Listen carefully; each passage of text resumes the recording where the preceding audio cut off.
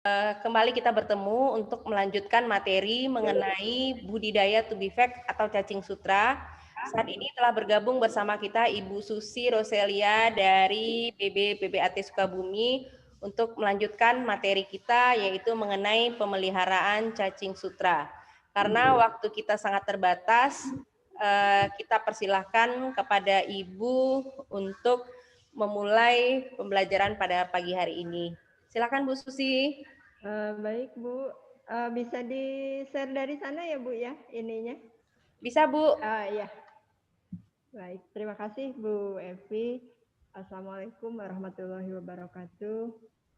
Yang terhormat Ibu Evi dan Bapak Ibu sekalian pembimbing di SMK di dalam acara KAM Kreatif SMK Indonesia ini. Kemudian juga adik-adik siswa SMK peserta kegiatan webinar ini.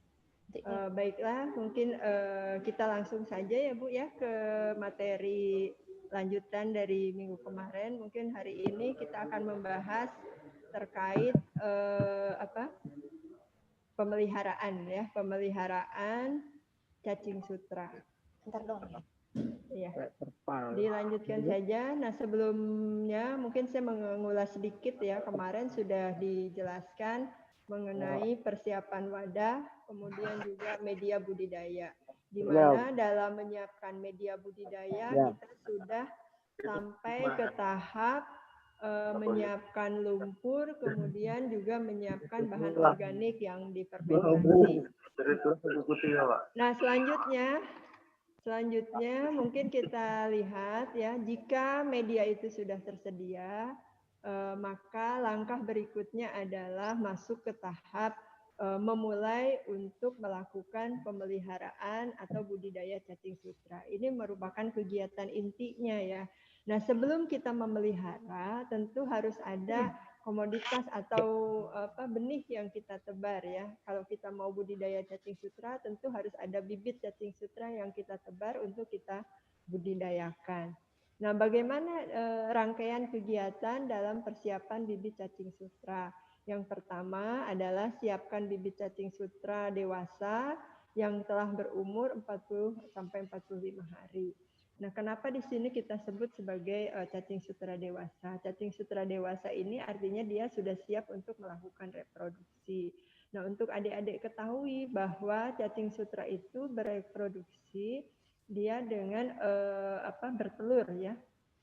Bertelur, tetapi perkawinan yang terjadi itu biasanya terjadi dalam satu individu. Karena di dalam satu individu itu terdapat 2 alat kelamin.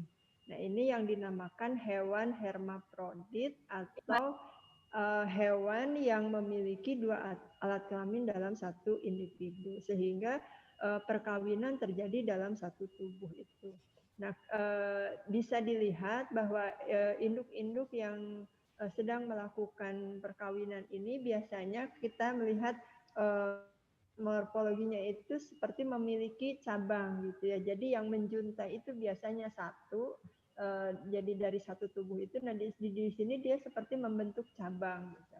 Nah, ini adalah induk-induk yang siap melakukan reproduksi. Kemudian telah memiliki kokon, artinya di dalam tubuh induk cacing tersebut ada tempat meletakkan telur. Jadi telur yang nanti dibuahi oleh jantan, alat kelamin jantan ini akan meletakkan telurnya di dalam kokon. Jadi kokon ini tempat meletakkan telur dari cacing sutra. Nah, berapa banyak telur yang tersimpan di dalam kokon? Biasanya itu 4 sampai 5 butir telur. Nah, selama di dalam kokon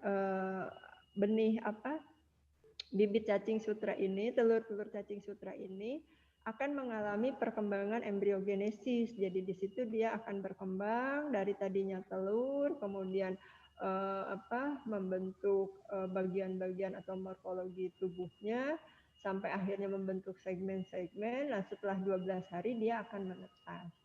Nah, bila kita mendapatkan bibit yang seperti itu, berarti kita nanti di dalam media itu akan mendapatkan cacing-cacing muda yang berasal dari penetasan telur yang diperoleh dari bibit cacing dewasa. Nah, caranya yang berikutnya adalah kemudian bersihkan bibit cacing tadi dengan cara menempatkan bibit cacing pada wadah yang dialiri air bersih. Bisa menggunakan baskom, bisa menggunakan box atau box kontainer yang kecil, asal ada aliran air yang mengalir. Jadi dikerucukin air gitu ya, supaya kotoran-kotoran dan lumpur yang masih menempel di dalam gumpalan cacing tadi itu bisa terbuang dan bersih gitu ya cacing yang akan kita tebar. Nah, setelah biasanya ini kita lakukan kurang lebih 24 jam. Jadi besoknya baru kita tebar. Nah, kalau misalnya sudah bersih, nah siapkan juga takaran atau wadah volumetrik. Jadi untuk mengambil bibit cacing sutra ini kita gunakan wadah bervolume atau gelas takaran ya. Sekarang kan itu banyak gelas-gelas yang dari plastik yang ada volumenya 1 liter, kemudian 500 mili. Nah, ini kita gunakan supaya nanti yang kita ambil itu bisa terukur. Atau kalau tidak, bisa kita menggunakan gelas ya, gelas aqua misalnya atau gelas kaca juga tidak apa-apa. Yang lebih praktis itu menggunakan bekas-bekas minuman kemasan mineral yang 250 ml. Nah, selanjutnya setelah siap bibit kita tebar,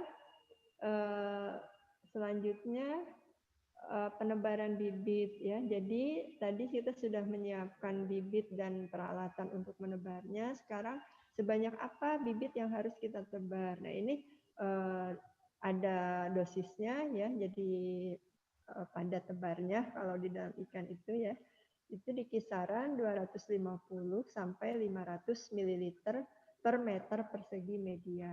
Jadi kalau dari satu wadah budidaya yang tersedia di apartemen itu lebih dari 1 meter, misalnya 1, sekian, nanti tinggal dikalikan saja dengan 250. Itu minimal 250. Jadi 1 cangkir atau 1 gelas kemasan mineral itu kita sebarkan secara merata. Caranya bisa dilakukan penebaran itu langsung disebar ya ke seluruh permukaan, atau kita comot sedikit-sedikit kemudian kita ratakan di setiap permukaan media dengan sedikit membenamkan ke dalam lumpur dengan ketebalan 2-3 cm ke bawah permukaannya itu. Nah, sebaiknya penebaran itu dilakukan pada saat atau kondisi yang sejuk. Jadi kalau misalnya kondisi terlalu panas, ini khawatirnya juga cacingnya jadi suhu di dalam media itu misalnya terlalu panas, atau suhu yang di dalam wadah penampungan cacing yang terlalu panas. Jadi sebaiknya dilakukan pada pagi atau sore hari. Nah, selanjutnya bagaimana kita mengkondisikan penebaran tadi? Jadi pada saat penebaran ini kan kita sudah merangkai apartemen tersebut dengan sistem resirkulasi ya, seperti yang dijelaskan pada minggu yang lalu, bahwa rangkaian air masuk dan air keluar itu dilakukan dengan sistem resirkulasi. Nah, aliran air yang masuk ke dalam media budidaya pada saat penebaran bibit itu bisa dihentikan sementara. Jadi kita matikan dulu pompanya, kemudian kita lakukan penebaran secara merata ke seluruh wadah budidaya. Nah, setelah selesai, baru kita alirkan kembali air yang masuk ke media budidaya. Nah, selanjutnya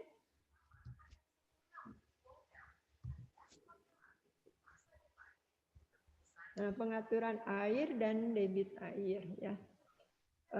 Mengapa kita perlu melakukan pengaturan air dan debit air? Ya, perlu adik-adik ketahui bahwa meskipun dia cacing sutra ini tidak memerlukan air yang banyak, tetapi prinsipnya tetap membutuhkan air. Seandainya hanya diletakkan di atas lumpur, itu tidak akan berkembang biak. Jadi bahkan bisa menyebabkan kematian, gitu. Karena dalam kondisi dia ada di dalam media lumpur, kemudian ada genangan air, si ekor atau bagian belakang ya dari tubuh cacing sutra ini, bagian ekornya itu melambai-lambaikan, menjuntai-juntaikan ekornya itu di kolom air. Nah, mengibas-ngibaskan air. Ini salah satu fungsinya adalah mengambil oksigen gitu ya, untuk memperkaya oksigen yang masuk ke lapisan kulitnya. Jadi cacing sutra ini memfungsikan ekornya itu untuk menjuntai-juntaikan, meresirkulasi air supaya oksigen yang masuk ke dalam tubuhnya juga banyak, gitu ya. Nah ini itu yang harus diperhatikan, kenapa kita perlu mengatur air dan debit air. Selanjutnya kita lihat air itu dapat air yang kita gunakan dari mana sumbernya, gitu kan? Ini harus diketahui apakah air yang kita gunakan itu layak atau tidak. Yang pertama itu air dapat bersumber dari air sumur. Nah, air sumur itu bisa kita siapkan gitu ya, kita gunakan pompa, kemudian masukkan ke dalam bak penampungan. Nah, dari situ baru dimasukkan ke media budidaya. Nah, selain dari sumbernya dari sumur, bisa juga dari aliran sungai yang kita hubungkan dengan pipa gitu, atau kita masukkan dulu ke bak penampungan, dari bak penampungan baru dipompa ke dalam media budidaya. Nah, selain itu, sumber air yang kita gunakan untuk budidaya cacing sutra ini sebenarnya bisa juga menggunakan air yang berasal dari limbah pembuangan lele. Nah, kemarin model model atau wadah yang kita sampaikan itu kan bisa berbentuk apartemen, bisa juga berbentuk horizontal. Nah, di dalam bentuk apartemen yang tersusun vertikal ke atas ataupun dengan sistem horizontal, itu penggunaan air yang bersumber dari pemeliharaan lele itu bisa digunakan atau dialirkan ke media budidaya cacing sutra. Hanya saja mungkin perbedaannya bila kita menggunakan sumber air yang berasal dari limbah pembuangan peliharaan lele, itu biasanya dosis makanan yang kita berikan itu dikurangi. Jadi karena kita berasumsi di dalam limbah buangan lele ini masih banyak nutrisi atau bahan-bahan organik yang bisa digunakan oleh cacing sutra sebagai sumber makanannya. Ya, jadi limbah-limbah buangan air, limbah buangan lele ini bisa digunakan sebagai sumber nutrisi atau bahan organik yang digunakan untuk makanan cacing sutra. Nah, itu air ya. Kemudian ada persyaratan lain yang harus diperhatikan ketika kita menggunakan sumber air ini. Yang pertama harus bebas dari pencemaran ya, baik itu cemaran kimiawi maupun cemaran biologi.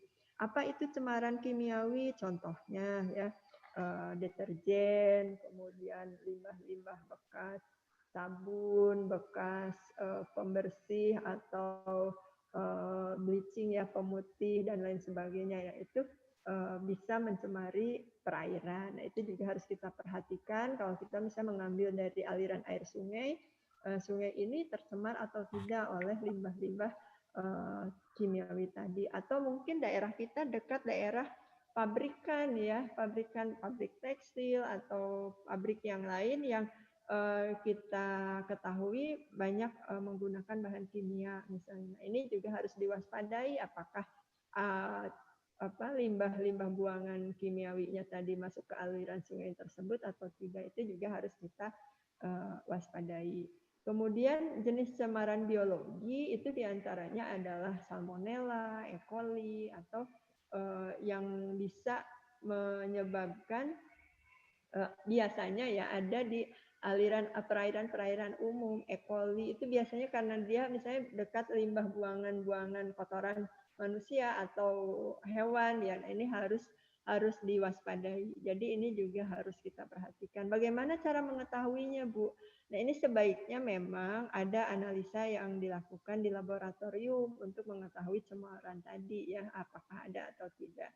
Tetapi kalau kita yakin bahwa di daerah tersebut tidak terjadi pembuangan limbah kimiawi secara sembarangan atau cemaran tidak digunakan sebagai tempat membuang hajat manusia dan lain sebagainya, itu bisa digunakan untuk sumber air bagi budidaya cacing. Jadi memang yang lebih baik kita mengukurkannya ke laboratorium ya, untuk memastikan bahwa sumber air yang kita gunakan adalah air yang baik, gitu, layak untuk digunakan sebagai sumber air pada kegiatan budidaya yang kita lakukan.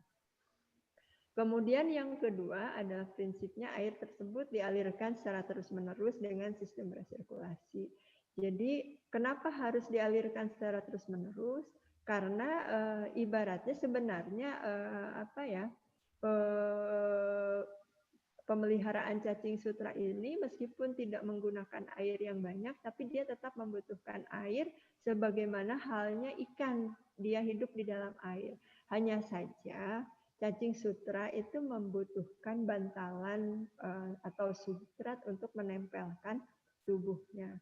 Jadi karakteristik dari hewan-hewan perairan itu kan bermacam-macam ya.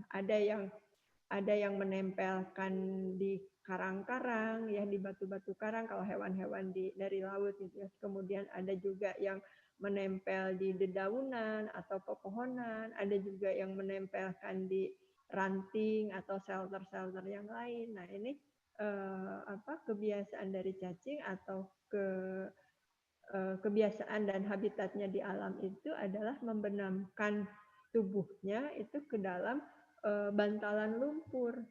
Jadi cacing sutra itu posisinya terbalik. Bagian kepala itu ada di dalam benaman lumpur. Nah, di bagian kepala ada tentakel atau alat pengait yang bisa mengaitkan satu sama lain dengan dengan individu-individu yang lain, membentuk koloni dan membenamkannya di dalam lumpur. Ini biasanya dengan dibenamkan kepalanya itu di dalam lumpur tebal 2 cm kurang lebih ya, 2 sampai 3 cm. Nah, bagaimana Bu bernafas kalau misalnya dia membenamkan di dalam lumpur? Jadi bernafasnya itu dia melalui kulit ya. Jadi melalui kulit, dia tidak punya alat pernapasan khusus di dalam bagian kepalanya, tapi dia menggunakan seluruh lapisan kulit di tubuhnya itu untuk melakukan pernapasan. Nah, melalui pori-pori kulit inilah dia memasukkan oksigen. Nah, bagian kepala dibenamkan ke dalam lumpur, kemudian bagian ekornya dia juntaikan ke atas. Jadi kalau tidak ada air, si ekor ini tidak akan menjuntai ke atas gitu. Dia akan tetap aja ikut membenam di dalam lumpur. Padahal salah satu fungsi untuk cacing sutra ini menjuntaikan ekornya ke atas itu adalah mengambil oksigen dari air yang dia kibas-kibaskan. Gitu ya. Dan di sini ya kenapa kita harus mengalirkan air itu secara terus-menerus dengan meskipun tidak dengan sistem resirkulasi. Artinya kalau misalnya air itu cuma masuk kemudian terbuang, masuk terbuang itu tidak masalah gitu. Misalnya kita tidak menggunakan sistem resirkulasi, yang penting air tersebut dialirkan secara terus-menerus ya. Nah, di dalam media budidaya ini di atas lumpur itu kan kita pertahankan air setinggi 3 sampai 5 cm. Jadi kita di atas media budidaya ini paralon itu jangan rata dengan lumpur, tetapi harus dilebihkan sedikit di atas lumpur kurang lebih 3 cm supaya air itu tidak rata dengan lumpur, tetapi dia dapat menggenangi setinggi 3 cm di atas lumpur. Itu yang harus kita kondisikan ya. Nah, kemudian air tersebut ya dari pipa penampungan dialirkan melalui pipa inlet ke wadah budidaya cacing sutra bagian paling atas. Jadi tadi kita sudah kondisikan bahwa ada pipa paralon yang kita gunakan sebagai inlet dan outlet itu tidak pas tingginya itu setinggi lumpur, tetapi dilebihkan sedikit kurang lebih 3-5 cm. Nah, ketika aliran air dari bak penampungan resirkulasi ini masuk ke wadah budidaya bagian paling atas, nah air ini tidak akan langsung habis terbuang sehingga di atas lapisan lumpur itu tidak tergenangi air, tetapi karena kita mengkondisikan paralon itu lebih tinggi sedikit daripada tingginya media budidaya, sehingga ada air yang tergenang. Nah, setelah terpenuh, limpasan air tersebut akan masuk ke saluran atau pipa outlet yang kemudian jatuh ke wadah budidaya yang ada di bagian bawah bak budidaya di atasnya, ya. Seperti itu, mudah-mudahan terbayang ya adik-adik ya. Jadi saya agak ini juga menggambarkan sistem pengaturan air ini. Mungkin nanti di dalam gambar bisa kita lihat sedikit ya bagaimana pengaturannya. Nah, selanjutnya tadi air sudah ya, air dialirkan secara terus-menerus. Nah, bagaimana besaran debit air? Nah, kita harus tahu dulu debit air itu adalah apa pengertian debit air itu ya. Jadi debit air ini adalah jumlah air yang masuk ke dalam suatu wadah per satuan waktu, biasanya kita gunakan per menit ya. Maksudnya bagaimana Bu? Jadi gini, kalau misalnya kita menampung aliran air dalam wadah 1 liter, untuk memenuhi wadah 1 liter itu kita butuh berapa menit atau berapa detik waktunya. Nah, itu yang disebut dengan debit air. Jadi besarnya air yang keluar dari pipa inlet itu yang dinamakan debit air ya. Jadi kita hitung liter banyaknya air per satuan waktu. Ini kita set biasanya tidak terlalu besar. Jadi dia dialirkan terus-menerus dengan debit air yang tidak terlalu besar. Kalau misalnya sampai 5 liter per menit, nah ini berarti kan besar ya. Jadi kalau masuknya itu kencang gitu ya, jadi deras lah, aliran air itu deras. Nah ini yang debit airnya berarti besar. Kalau aliran airnya tidak terlalu deras, berarti debit airnya kecil. Ya. Nah ini yang dibutuhkan untuk budidaya cacing sutra. Aliran airnya itu tidak terlalu besar. Dia hanya membutuhkan kurang lebih 1 liter per menit. Nah, bagaimana kita mengatur debit air ini supaya tidak terlalu besar? Bisa kita memodifikasi paralonnya, ya. Kemudian kita lengkapi dengan keran pengatur airnya. Kalau misalnya terlalu besar, kita putar sedikit supaya tidak terlalu besar keluar airnya. Tetapi bisa juga, karena kita menggunakan pompa yang tidak terlalu besar dayanya, biasanya aliran air juga tidak terlalu besar. Jadi pompa yang 100 watt ini bisa digunakan untuk 4 modul apartemen, 4 rak apartemen ya. Jadi 16 bak budidaya dengan pompa 100 watt, kemudian pipa paralonnya kurang lebih diameter 1 inci, kurang lebih 2,5 cm, ya itu bisa digunakan untuk mengatur debit air yang relatif kecil. Kalau kita menggunakan pompanya yang terlalu besar, dayanya biasanya terlalu kencang nanti keluar airnya. Kenapa Bu harus kecil gitu ya debit airnya?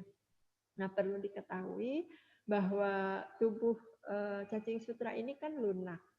Kemudian bantalan substratnya dia menempelkan juga di tempat yang lembek ya.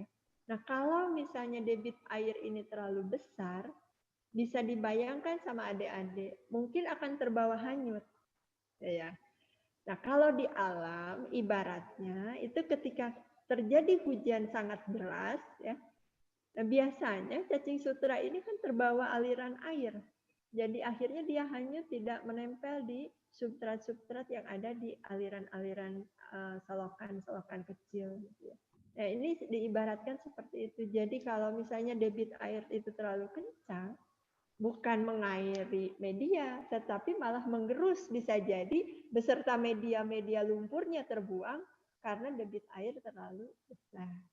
Ini yang harus diperhatikan oleh adik-adik sekalian, bahwa debit air itu harus diatur sedemikian rupa, ya.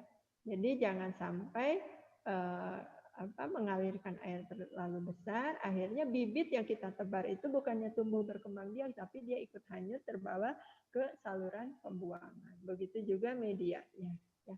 Demikian pula dengan makanannya. Kalau debit airnya terlalu besar, makanan yang kita berikan ya yang berupa bahan organik fermentasi ini akan ikut hanyut. Jadi dia tidak terendapkan di dalam media. Akhirnya tidak ada yang dimakan ya.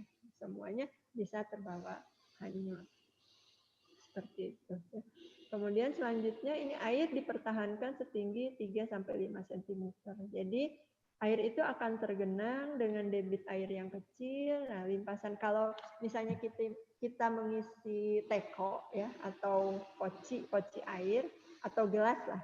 Gelas kita isi dengan air. Kalau gelas itu tingginya misalnya 10 cm, ketika air itu sudah penuh di volume 10 cm, nah air yang masuk itu meskipun gas ini sudah penuh, air yang masuk itu tetap masuk, tapi dia ada yang terbuang gitu. Jadi si air tetap di ketinggian 10 cm. Ibaratnya seperti itu kita mengisi gelas atau teko. Jika sudah penuh, maka air yang ini akan dibuang ke saluran outlet. Ya. Jadi pembuangan airnya melalui pipa outlet yang terhubung dengan bak penampungan untuk kemudian diresirkulasi kembali. Ya.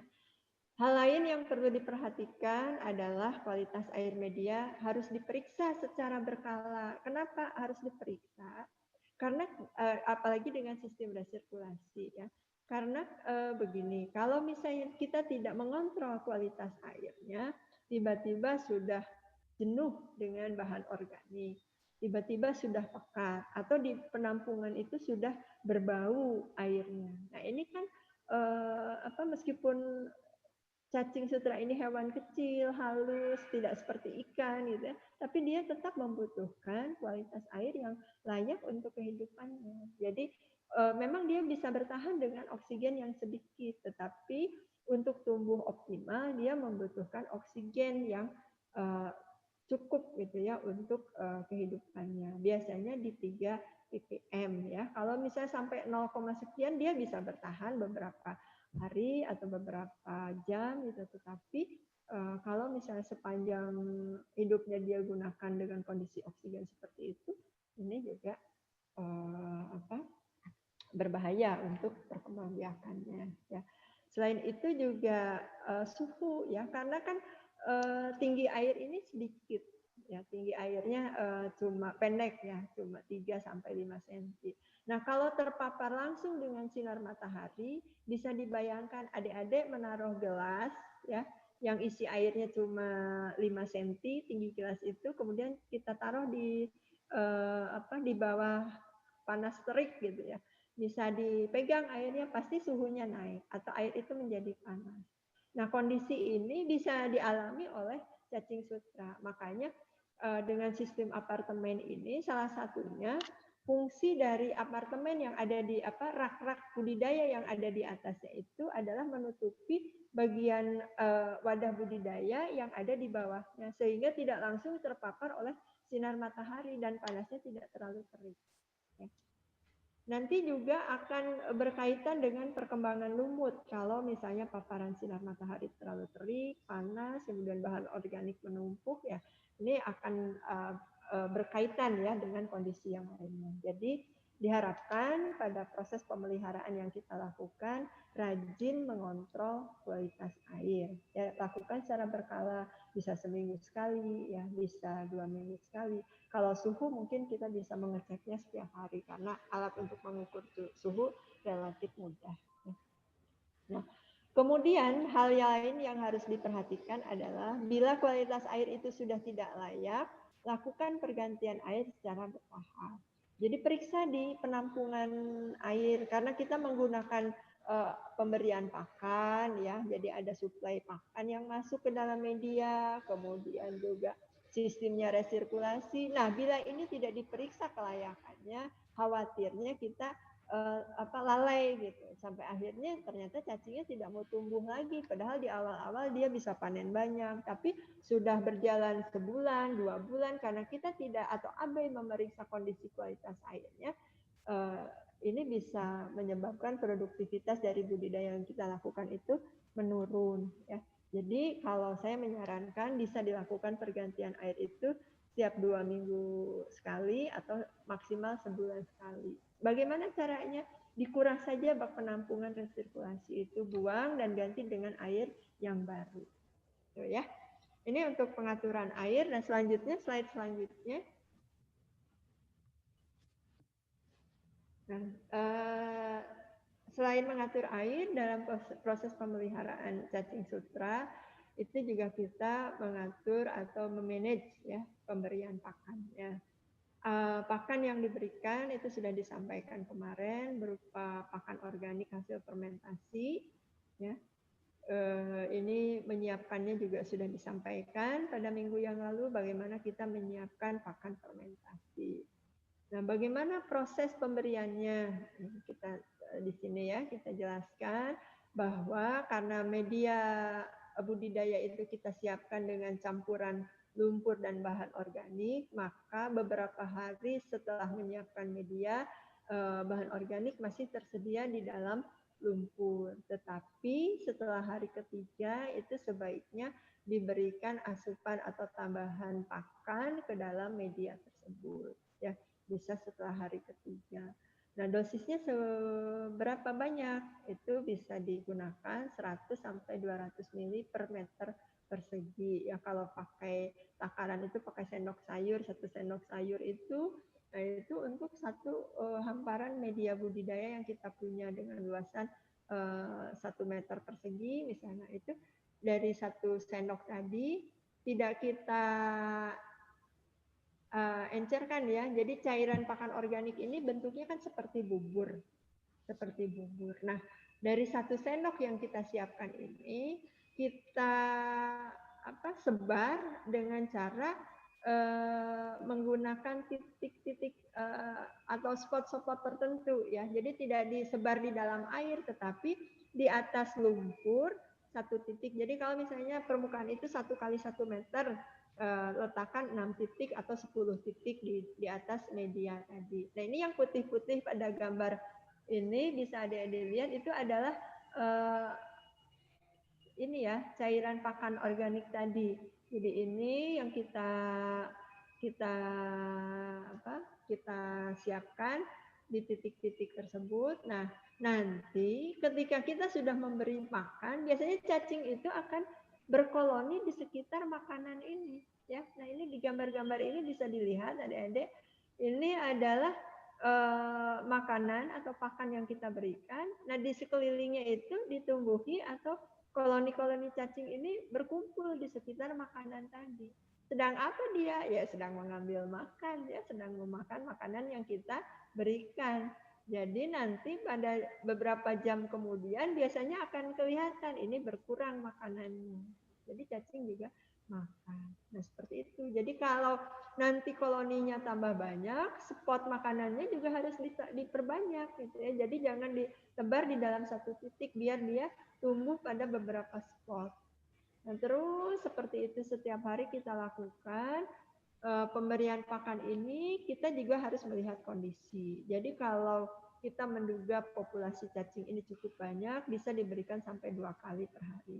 Tetapi kalau masih sedikit, bisa dikasih atau diberikan 1 kali sehari. Ya. Nah ini kita lakukan setiap hari sampai waktunya panen. Dari awal penebaran itu kita bisa pada minggu kedua ya. Jadi setelah 2 minggu itu bisa dilakukan panen perdana maksimal setelah 1 bulan. Tapi kalau kita mengkondisikannya dengan baik, kemudian bibit yang kita tebar itu adalah bibit-bibit muda yang dia sebenarnya nanti sediaan bibit itu bisa bibit cacing dewasa yang kita tebar atau cacing muda yang kita tebar. Jadi biasanya kalau cacing muda yang kita tebar itu dalam waktu 2 minggu dia sudah koloninya sudah bisa kita panen. Nah, hal selanjutnya yang harus diperhatikan juga pada saat pemberian pakan, sama tadi ya dengan ketika kita menebar bibit. Jadi pada saat pemberian pakan, aliran air ini juga dapat dihentikan sementara. Jadi kita matikan dulu pompa supaya airnya tidak masuk. Nah, baru kita kasih makan. Berikan waktu untuk cacing ini bisa memakan makanan yang kita sediakan, gitu ya. Nah, setelah selesai, air bisa kita alirkan kembali. Bu, bagaimana nanti kan hanya tidak ya. Jadi karena kita juga meletakkan pakan tadi tidak di atas permukaan air, tapi dibenamkan di dalam lumpurnya. Ya, jadi dia tidak akan terbawa hanyut. Ya, tidak 100% ya. Maksudnya tetap saja ada pasti remahan-remahan atau butiran-butiran yang mungkin sedikit terbawa hanyut, tetapi tidak banyak ya. Nah, selanjutnya di slide selanjutnya, nah ini pengendalian hama dan lumut. Bu, ada juga pengganggunya ya budidaya cacing sutra? Iya ada ya. Jadi kita juga tetap harus memperhatikan hal-hal yang mengganggu produktivitasnya ya. Bisa mengganggu karena dia juga ikut memakan bahan organik, bisa juga menutupi medianya. Nah, contohnya adalah ikan-ikan kecil atau lebistes ini bisa ikut makan bahan organik. Kemudian keong, tritip ya, keong-keong kecil itu, nah itu juga dia sebenarnya ikut memakan. Jadi kalau apalagi di situ ada daun-daunnya ya, bisa kelihatan ketika keong ini ada di dalam media budidaya cacing sutra, dia berkumpul di di spot yang kita letakkan makanan. Ya, jadi makanan itu bukannya dikerumunin cacing sutra, tapi malah dikerumunin keong-keong kecil. Nah, ini artinya di sini si keong ini kan jadi pesaing cacing sutra. Mungkin nanti cacing sutranya tidak tumbuh, tapi keongnya yang bertambah banyak. Loh, emang bisa berkembang biak? Bisa. Keong-keong kecil juga dia bisa berkembang biak. Jadi yang saya alami ya, keong-keong kecil ini dia meletakkan telurnya itu di pinggir-pinggir wadah budidaya ya, di terpal bagian pinggir itu dia letakkan tuh telur-telurnya, ini warnanya bening ya, cairan seperti cairan kental begitu. Nah, dia letakkan seperti itu, nanti tiba-tiba sudah jadi banyak aja di pinggir-pinggir itu dengan keong-keong kecil. Nah, sebenarnya yang paling bagus itu melakukan pencegahan ya.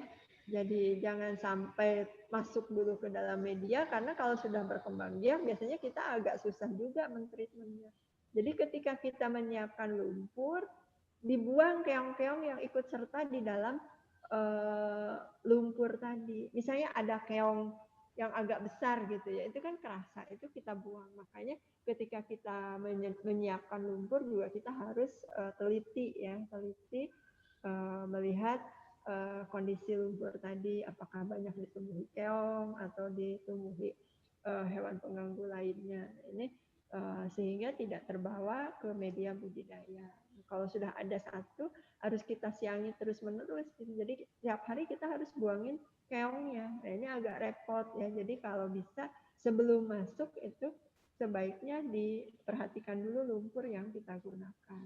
Kemudian bagaimana Bu kalau terbawa aliran air? Nah, ini yang agak susah ya. Jadi ketika dia terbawa aliran air, memang kalau misalnya ada saringan air yang bisa kita gunakan untuk menyaring sumber air itu lebih bagus. Jadi airnya diharapkan tidak membawa ikan-ikan kecil atau tritip ini ya, anak-anak tritip, sehingga tidak booming di dalam media budidaya. Karena kalau sudah ada biasanya ya agak repot kita untuk membersihkannya. Tetapi kalau sudah ada kelihatan 1-2, segera kita siangi. Jadi ini salah satu kegiatan rutin atau perawatan yang harus kita lakukan. Pada saat kita akan memberi makan, itu sebaiknya dibersihkan dulu media budidayanya itu dari hewan-hewan pengganggu ini. Jadi kita bersihkan dulu keong-keongnya ya, kemudian lumutnya itu harus kita bersihkan. apakah lumut ini juga mengganggu, Bu? Ya, betul. Jadi Ganggu. lumut ya. Kayak ibu mengganggu saya sekarang. Karena Lumut bilang ibu lumut ini ngaji mengganggu. jempol. Lumut mengganggu karena dia menutupi media budidaya cacing ya. Jadi karena bahan organik ini kita masukkan, kemudian ketinggian air juga sedikit, biasanya lumut ini akan tumbuh pada kondisi media itu sudah asam. Jadi ini salah satu ciri kondisi media itu sudah kurang baik ya. Jadi kalau sudah ada lumut, nah ini harus kita waspadai. Jadi bagaimana cara mensiasati supaya lumut ini tidak berkembang biak di media budidaya? Memang sebaiknya, makanya saya tadi menyarankan untuk memeriksa kondisi air secara berkala. Kemudian jangan lupa juga memeriksa medianya. Kalau media ini sudah menimbun bahan organik terlalu banyak, ya karena kan kita juga pasti cacing ini tidak akan memakan semua makanan yang kita berikan, pasti ada sisa-sisa yang tidak termakan. Nah, sisa-sisa yang tidak termakan ini kan dia akan mengendap di media, ya. Akhirnya lama kelamaan bisa menjadi atau bersifat asam. Nah, kalau sudah bersifat asam, aliran air sedikit, kena cahaya, ini tumbuh lumut. Ini yang agak repot untuk membersihkannya. Nah, kalau di sistem apartemen ini agak berkurang ya, lumut itu tidak tumbuh terlalu banyak. Tetapi pada sistem horizontal yang langsung terpapar dengan sinar matahari ataupun hanya ditutupi oleh paranet, biasanya ini lumut ini akan tumbuh dengan banyak kalau bahan organik ini terendapkan banyak di dalam media. Jadi caranya bagaimana, Bu? Saya menyarankan kalau misalnya kita bisa memperhatikan media ini sudah asam, itu segera lakukan peremajaan media. Peremajaan media itu bisa mengganti sebagian lumpur yang kita gunakan. Ganti dengan yang baru dan buang sebagian dari media yang sudah lama. Nah, itu salah satunya. Atau cara yang lain adalah pada saat kita setelah selesai memanen, sebaiknya itu dikuras. Dikuras itu jadi air itu dialirkan agak besar ya, kemudian lumpur ini terbilas ya dari bahan-bahan dari tumpukan bahan organik. Jadi nanti baru disulam atau diberikan lagi tambahan lumpur yang baru. Ini juga salah satu untuk mensiasati agar lumut itu tidak tumbuh secara ini ya, secara tidak terkontrol. Jadi banyak sekali lumut, nanti malah cacingnya tidak kelihatan. Nah, yang bagus itu, yang bisa kita lihat ya kondisi media itu akan jelek bila kita perhatikan medianya itu sudah berwarna hitam. Jadi kalau sudah hitam pekat, nah ini harus segera diganti ya. Atau misalnya tadinya lumpur yang kita ambil pada awal tebar, pada awal penyiapan media itu warnanya tidak hitam, jadi agak-agak kecoklatan begitu ya. Nah, nanti seiring berjalannya waktu, kemudian bahan organik banyak menumpuk, biasanya lumpur akan berwarna hitam. Ini diduga akan banyak mengandung H2S ya, H2S atau asam sulfida, dan ini tidak bagus untuk perkembangan cacing, malah bisa menimbulkan lumut. Nah, kemudian ya tadi ya pengendalian dapat dilakukan untuk mencegah masuk hama pengganggu dengan memasang saringan pada bagian inlet atau pada bak penampungan air. Setiap hari lakukan pembersihan media dari hama pengganggu. Jadi kalau sudah ada tanda-tanda lumut sedikit itu cepat kita buang. Tetapi untuk mencegah berkembang secara meluas memang jadi harus di treatment ya lumut di treatment media lumpurnya. Jadi ini yang harus diperhatikan, ya perhatikan kondisi lumpur. Bila telah jenuh dengan bahan organik, lumpur akan berbau dan berwarna hitam, sehingga perlu ada pergantian media lumpur. Ya. Kemudian juga tanda yang lainnya kalau lumpur ini sudah jenuh, biasanya akan sedikit mengeras ya. Yang tadinya lembek itu lumpurnya akan sedikit mengeras. Nah, untuk mencegah tumbuhnya lumut, setiap selesai panen, bilas media secara terus-menerus dan lakukan pergantian media secara berkala. Kalau bisa dikontrol setiap 1 bulan sekali. Ya. Nah, selanjutnya, mungkin sudah hampir selesai ini ya. Nah, ini panen. Panen dilakukan pada pagi hari, cacing dipanen dengan teknik memungut koloni cacing yang biasanya berkumpul pada bagian inlet atau pada spot gumpalan pakan. Ya, jadi kalau cacing ini tumbuh dengan baik, dia akan seperti hamparan karpet merah memenuhi permukaan media. Ya. Nah, kalau sudah seperti itu, kita sudah bisa memanennya. Memanennya bisa langsung ya dengan menggunakan tangan atau serokan. Tapi kalau kita menggunakan tangan, kita bisa membedakan biomasa cacing yang banyak dengan yang tidak. Jadi biomasa cacing yang banyak karena dia berkoloni itu akan terasa gumpalan cacingnya tebal. Tetapi kalau dia belum berkembang biak dan biomasa cacingnya belum banyak, itu ketika kita raba itu tidak terasa ketebalannya. Nah, ini artinya kalau dia belum berkembang biak dan biomasanya belum banyak, cacing tidak akan kenyal dan tebal ketika diraba. Nah, kalau sudah tebal, kemudian siap panen dan cacing ini berwarna merah ya. Merah artinya dia sudah tumbuh menjadi cacing yang menjelang dewasa. Tetapi kalau masih berwarna putih, agak-agak pucat gitu, nah itu biasanya cacing yang baru muncul dari induknya, baru menetas dari induknya. Jadi pada saat itu koloni belum tebal. Jadi masih kalau kita raba itu masih tipis, tetapi setelah 2 minggu berikutnya itu cacing akan kalau kita raba biomasanya sudah banyak dan itu ditandai dengan kalau kita raba tebal gitu ya koloninya. Nah, caranya tadi ya memungut koloni di bagian inlet atau pada spot gumpalan pakan. Jadi pakan tadi kan kita letakkan di titik-titik tertentu di permukaan media. Nah, spot-spot itu biasanya kan dikelilingi oleh koloni cacing. Itu yang kita pungut ya, kita comot gumpalan-gumpalan tersebut, kemudian kita tampung di wadah baskom atau ember yang kita siapkan. Jadi kita memungut beberapa titik itu kita kumpulkan di dalam ember atau baskom. Dan setelah terkumpul, baru lakukan pemisahan lumpur dan gumpalan cacing.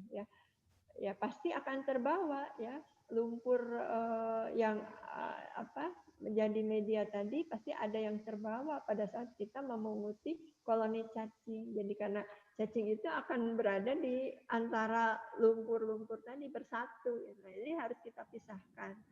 Bagaimana cara memisahkannya, Bu? Letakkan cacing itu dalam baskom, kemudian masukkan di dalam wadah bak panen ya yang sudah berisi air. Nah, kita endapkan dulu lumpurnya di dalam baskom tadi dengan cara merendamnya di dalam air. Jangan lupa harus dialiri air yang mengalir dari atas ya. Nah, setelah beberapa saat baru kita goyang-goyang ya baskom tadi supaya lumpurnya terbawa hanyut, tetapi koloni cacingnya tetap ada di wadah baskom itu dan menggumpal. Seperti kita mendulang emas gitu ya. Nah, yang bukan emas dia keluar dari wadah, dari dulang emas itu. Nah, ini juga begitu. Yang bukan cacing biasanya akan terbawa arus air dan keluar dari baskom. Nah, cacing tadi nanti akan terus menggumpal berkaitan dengan berkoloni dengan individu-individu yang lain, membentuk gumpalan. Ini kita pisahkan. Kalau sudah ada gumpalan cacing yang terlihat merah, kita pisahkan ke dalam wadah yang lain yang bersih, yang juga diisi air. Ya. Jadi kumpulkan hasil panen tersebut pada bak khusus yang dialiri air. Nah, setelah panen perdana pada minggu kedua atau 1 bulan pertama itu panen berikutnya diharapkan bisa dilakukan seminggu sekali atau setiap 4-5 hari sekali. Nah, itu ya yang bisa dilakukan pada saat panen. Selanjutnya, nah ini proses pemanenan. Ini saya perlihatkan produksi cacing sutra yang kita lakukan di BBAT Sukabumi ya. Ini cacing sutra ini memang dilaksanakan pada pertengahan tahun 2018 ya, pertengahan tahun di tahun 2018 itu mulai pada bulan Juni, Juli, November, Desember, dan ini saya ambil pada tahun 2019 ya. Nah, ini produksi yang bisa kita hasilkan. Jadi dalam satu siklus itu ada yang bisa mencapai, satu siklus itu 1 bulan kurang lebih waktunya ya.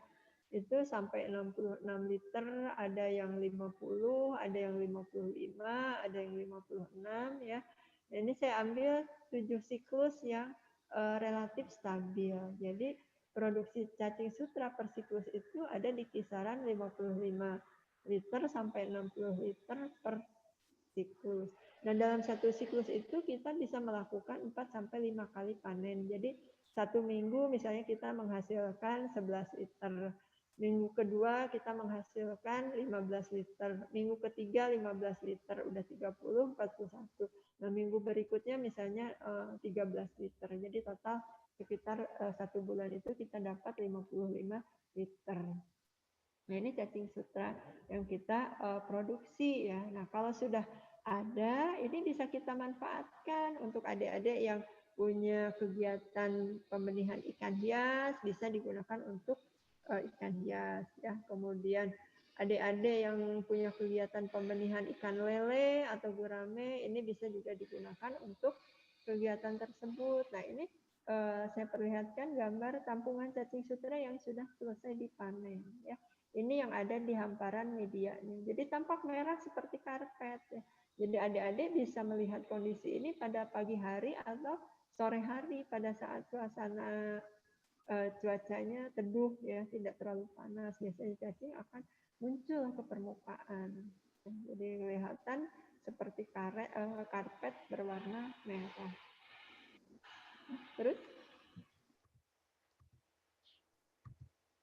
Nah, kalau kita sudah tahu hasil per bulannya berapa, itu kita bisa menghitung produktivitas cacing sutra. Produktivitas itu kita menghitung jumlah yang dihasilkan per luasan media budidaya, perluasan wadah budidaya per 1 kali panen ya.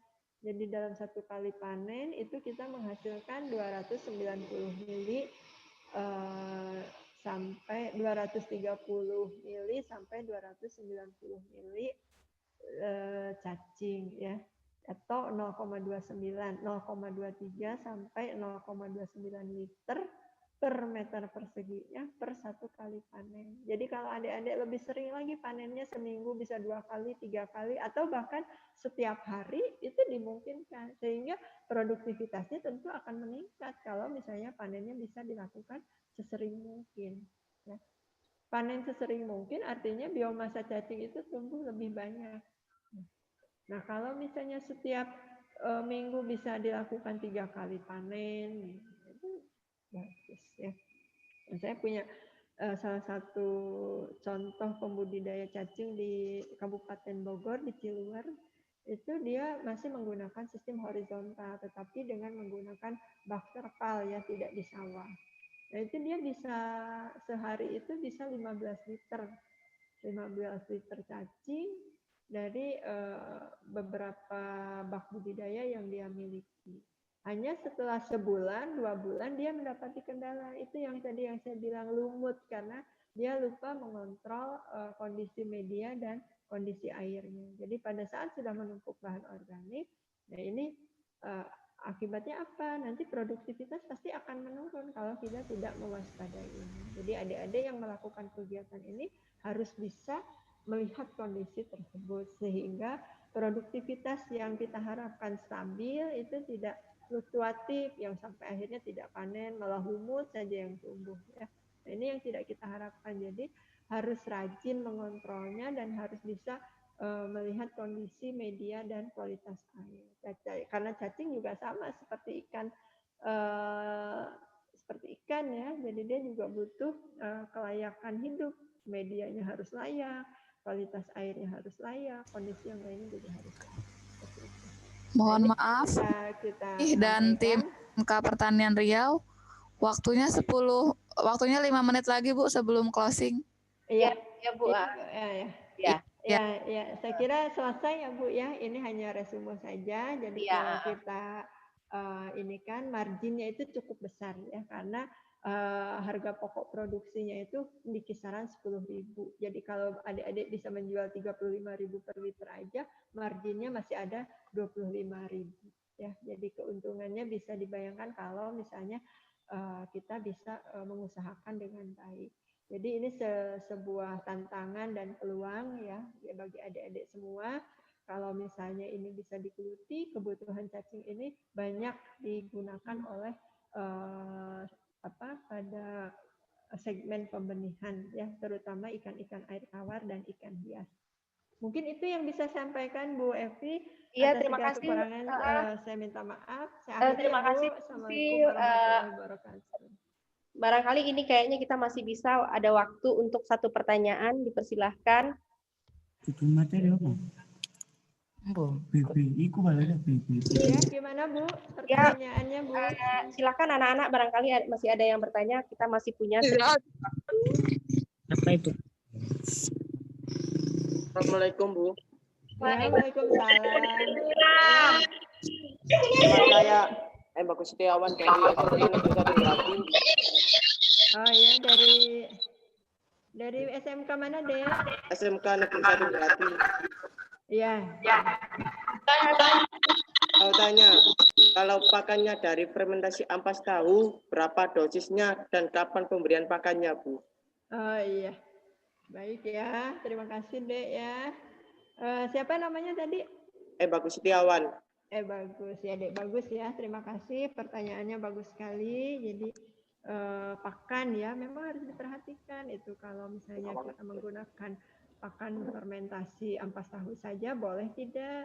Ya boleh saja ya. Kalau misalnya kita hanya mempunyai ampas tahu, tidak apa-apa dicoba. Tetapi memang kita cacing juga membutuhkan kelengkapan nutrisi. Jadi kenapa kita menggunakan beberapa bahan yang digunakan untuk pakan cacing sutra.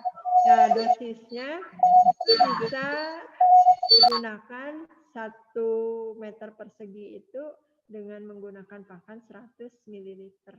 Ya. Jadi adik bisa menakarnya kurang lebih setengah gelas itu untuk 1 meter persegi. Tidak terlalu banyak. Gitu. Nanti adik juga harus memperhatikan populasinya. Kalau masih terlalu sedikit bisa dikurangi. Diberikan sebanyak 1 kali atau 2 kali per hari. Itu ya Dek ya. Ya, gimana sudah jelas belum? Halo? Tidak ada suaranya? Sudah Bu. Ya, kita anggap ini sudah paham ya anak-anak karena kita sangat terbatas oleh waktu. Demikianlah barangkali pemaparan disampaikan oleh Ibu Susi pada pagi hari ini sangat bermanfaat sekali dan sangat menarik.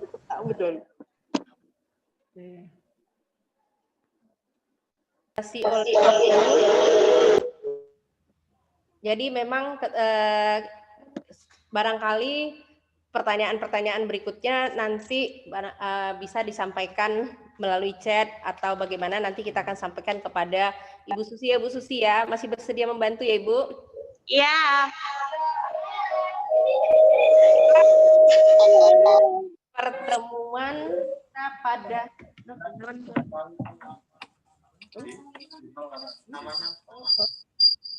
demikianlah pertemuan kita pada pagi hari ini. Sangat menarik sekali ilmu yang kita peroleh dari Bu Susi. Semoga dapat bermanfaat bagi anak-anak semua dan dapat dan kita kembangkan di tempat kita masing-masing.